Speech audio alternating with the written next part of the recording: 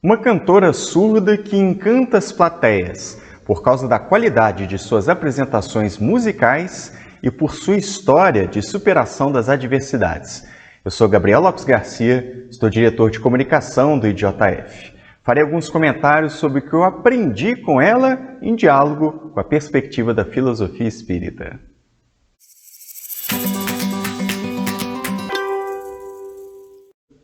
Eu gosto de assistir vídeos na internet de apresentações artísticas dos programas que fazem grande sucesso na televisão. E foi aí que eu a conheci, Mandy Harvey, num programa de 2017 do America's Got Talent.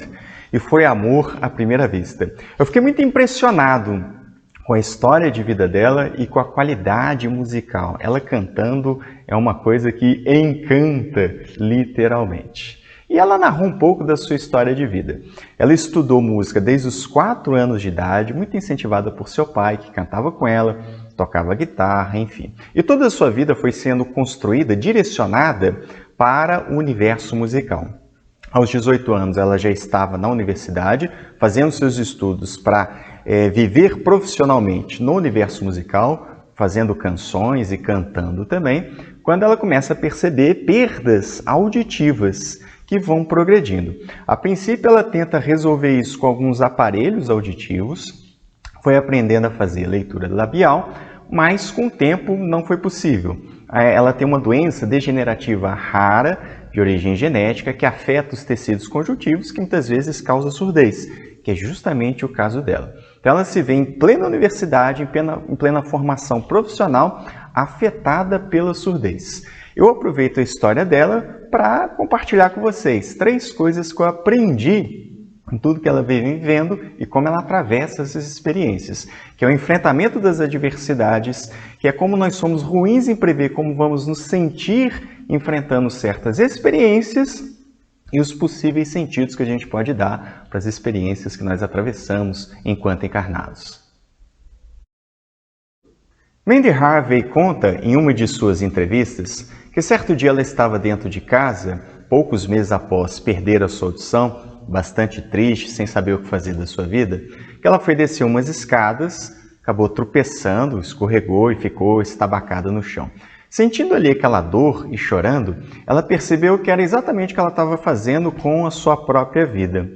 E naquele momento, ela faz um ponto de virada, resolve assumir uma nova atitude, um novo comportamento diante da sua dificuldade. Então ela resolve retomar a sua carreira profissional. E ela vai fazer uma série de esforços para poder conseguir fazer isso. Alguns exemplos. Ela vem dizer que vai treinar horas e horas e horas e horas seguidas para afinar o seu tom, usando a sua memória auditiva e a sua memória muscular. Ela vai fazer uso de sintonizadores visuais, que vão apresentando visualmente, à medida que ela vai falando, que ela vai cantando, até ela chegar no tom que ela considera o adequado. O timbre de voz vai sendo mostrado ali ao vivo. Ela vai atuar sempre descalça, porque ela vai sentindo as vibrações da execução musical. Isso ajuda ela a acompanhar o ritmo de evolução da música, e ela faz alguns exercícios que podem ser até considerados rudimentares, mas que funcionam muito bem para ela. Como, por exemplo, falar dentro de um balão. E ela diz assim: dá para sentir o movimento da garganta de cima para baixo, e algumas notas sentem-se nas cavidades nasais, algumas ressoam no peito. Então é interessante que ela foi descobrindo métodos para conseguir voltar a fazer atividade, que é a grande paixão da sua vida. Isso nos remete aos estudos na área da psicologia, em particular aqueles que falam das nossas estratégias de enfrentamento das situações estressantes. E aí são vistos 2 tipos de enfrentamento, aquele focalizado na emoção e aquele focalizado no problema. O enfrentamento focalizado na emoção, ele é baseado em passividade, onde o indivíduo está mais interessado em aliviar a sua dor. Então vai ser usado mecanismos como o indivíduo vai se esquivar do problema, vai minimizar, vai tentar se distanciar dos seus resultados, ou vai adotar outros comportamentos meio compensatórios, como comer em excesso, por exemplo. Já no enfrentamento focalizado no problema, o indivíduo vai ver quais são as etapas que ele precisa cumprir para resolver esse problema. Na nossa vida, as duas estratégias têm a sua funcionalidade, têm a sua utilidade, dependendo do problema que nós estamos a lidar. Na maioria das situações, o enfrentamento focado no problema é mais útil porque ele nos põe em ação diante da dificuldade. Mas, claro, isso vai depender se a gente pode fazer alguma coisa nessa situação, que é exatamente o que a gente vai ver sendo colocado pela filosofia espírita. Os espíritos deixam claro para nós que nós não vamos ser super felizes enquanto encarnados. A gente deve ser mais atento em ter uma felicidade possível no mundo de provas e expiações. Que nós devemos minimizar os males, se estiver ao nosso alcance, e desenvolver a resignação naquilo que não é possível a gente mudar. Claro que a doutrina espírita oferece um suporte filosófico para isso, que é o entendimento da nossa imortalidade, da necessidade de estarmos encarnados, e, claro, olhar as sensações e as experiências que nós atravessamos enquanto encarnados como temporárias diante dessa vida espiritual. Isso aqui é mais uma etapa que nós devemos cumprir, guardando paciência naquilo que não podemos modificar, uma vez que faz parte da escolha das nossas provas, e tomando ações naquilo que está ao nosso alcance, porque isso gera progresso espiritual. Mandy Harvey conta que ela caiu em depressão nos primeiros meses após a perda definitiva da sua audição. Ela viu todos os seus sonhos se despedaçarem, que era cantar e compor. Ela tomou vários medicamentos, passou por algumas cirurgias, viveu situações muito estressantes ao longo desse período. Mais de um ano depois desse acontecimento, ela conta que o seu pai a incentiva a voltar a cantar. Ele que cantava com ela desde os 4 anos de idade, que tocava guitarra. Ela, a princípio, fica meio reticente, mas resolve atender esse apelo do pai e ela começa a usar, então, o sintonizador visual. E ela conta que ficou mais de 10 horas seguidas para que todas as notas dessa primeira canção que ela resolveu cantar estivessem dentro do tom. E ela espalha para alguns amigos, mostra o resultado do seu esforço e acaba recebendo o incentivo de todas essas pessoas. E aí começa o seu processo de retomada da sua carreira profissional ligada à música. Ela faz uma afirmação que é muito interessante para nós. Ela diz o seguinte: o meu maior medo sempre foi perder a audição, e isso aconteceu. Depois de passar pelo meu maior medo, qual era o pior que podia me acontecer? O medo já não me punha para trás. Olha que interessante, ela está narrando alguma coisa que é muito típica nossa. Como que ela imagina que vai ser a sua vida se determinados fatos acontecerem. Isso na psicologia recebe o nome de predição afetiva, que significa a tendência das pessoas a superestimar como os eventos irão fazê-las se sentir no futuro. E nós somos muito ruins nisso e geralmente não percebemos. Pensa aí na sua vida, né? Quando eu casar eu vou ser feliz, quando eu tiver filhos eu vou me sentir assim, assado. Ou nos esportes, se meu time ganhar, eu vou me sentir desse ou daquele jeito. Ou as angústias que a gente fica prévias, imaginando algum rompimento, a possibilidade do desemprego, ou ser diagnosticado com uma doença super grave. A gente fica concentrado no sentimento do momento e extrapola ele para o futuro. E na grande maioria das vezes a gente está completamente equivocado ao fazer isso. Porque a vida vai continuar, a gente vai ter as alegrias e as tristezas cotidianas e elas vão ficar contra um pano de fundo dessa continuidade da vida e nós vamos criar as estratégias que vão nos ajudar a adequar para essa nossa nova realidade. Nós temos uma capacidade muito grande de produzir felicidade, se a gente pode usar essa expressão.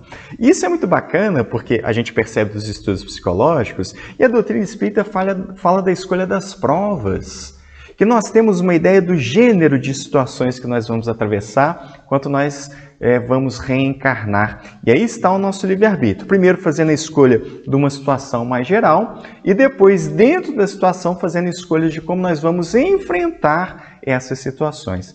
Por isso, o Espiritismo nos convida a desenvolver esse senso de confiança, tanto na providência divina, quanto na nossa capacidade de enfrentar as situações e aguardar tudo no seu momento adequado. Porque essa imaginação ela apenas nos retira o sossego, ela não gera uma posição confortável. Então, viver cada momento sabendo que nós teremos a capacidade, claro, devemos contar com o auxílio dos outros, inclusive dos bons espíritos, para aprender a lidar com as situações, especialmente aquelas que são as mais sofridas para nós. Mandy Harvey fala que uma das grandes tristezas que ela teve foi esquecer como era o som da voz do seu pai, grande companheiro da sua vida, e que ela se sentia bastante isolada do mundo. Nessa primeira fase dela, ela sofreu um grande baque com a perda da sua audição e perdeu a noção do que ela iria fazer com a sua própria vida. Ela traz uma afirmação que é a terceira lição que eu gostaria de dividir com vocês. Ela diz o seguinte: cometi o erro de associar toda a minha identidade a um único sonho, e quando esse sonho morreu, senti-me basicamente como se tivesse morrido também. E é muito oportuno ela falar isso porque é o que acontece muitas vezes conosco. Atribuirmos toda a nossa identidade, todo o nosso sonho, todas as nossas expectativas e projetos de vida num âmbito muito restrito de algum acontecimento, de um tipo de roteiro, de trajetória único, e o plano tem que acontecer exatamente dessa forma. E com o dinamismo da vida, das situações, das nossas relações com as outras pessoas e com aquilo que nós vamos modificando também, percebemos que a vida é muito mais complexa do que isso e que exige de nós essa flexibilidade, essa maleabilidade, a capacidade de nos adaptarmos aos diferentes contextos, às situações, às experiências que nós vamos atravessar enquanto encarnados. Isso significa que não existe o sentido da vida, que são múltiplos sentidos que a gente pode dar na vida em um determinado momento, que a gente pode criar sentidos diferentes para aquilo que nós fazemos em fases distintas da nossa encarnação e que cada pessoa vai dar um significado particular para as experiências que atravessa. O que o Espiritismo nos diz que há de comum é o objetivo da encarnação. Nós estamos encarnados a título de progresso espiritual, através das provas e expiações, as situações que escolhemos atravessar para produzir esse aprendizado espiritual e as situações que resolvemos atravessar, que além de gerar o aprendizado, serve para nos corrigirmos dos equívocos praticados no passado, geralmente de outras encarnações. Isso quer dizer que existe um objetivo em comum, mas o sentido que nós damos às particularidades de cada experiência, de cada sujeito, nós é que vamos construindo à medida que atravessamos essas experiências. Tem a unidade nessa diversidade da vida. Além disso, é claro, nós estamos encarnados para contribuir na obra do Criador, para sermos úteis uns aos outros. São os dois grandes objetivos. Já os sentidos, cada um de nós é que vai oferecendo à medida que atravessamos essas experiências, em particular, de acordo com as nossas necessidades naquela presente encarnação.